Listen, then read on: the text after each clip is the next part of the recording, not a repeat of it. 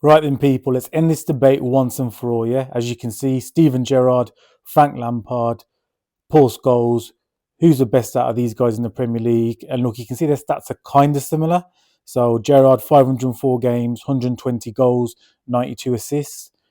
Frank Lampard, 609 games, 177 goals, 102 assists. And Paul Scholes, 499 games, 107 goals, and 55 assists. Now, let me tell you how I see it. So this is just Premier League. It doesn't take into account the cup matches or Champions League and things like that. Paul Scholes, fantastic player, out of this world. His passing range, everything that he possessed, his vision to pick out a ball, his goals, his long range striking of the ball, fantastic. But he was in a phenomenal United side for most of his career.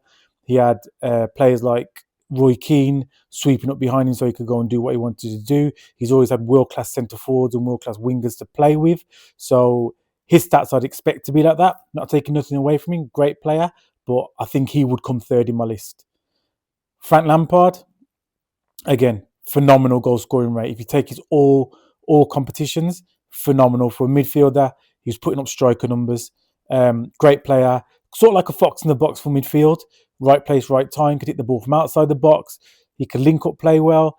Do I think that he is better than Paul Scholes? Technically, no. But for the role he played in his team, I'd say yes. But similarly to Paul Scholes, he was in a fantastic team. You know, he came to that Chelsea team just before that kind of Abramovich era started, and they brought all them fantastic players in and spent big money. He had the likes of Didier Drogba in front of him to assist. You know, he had Iron Robin on the wing, Michael Essien alongside him, Makaleli alongside him.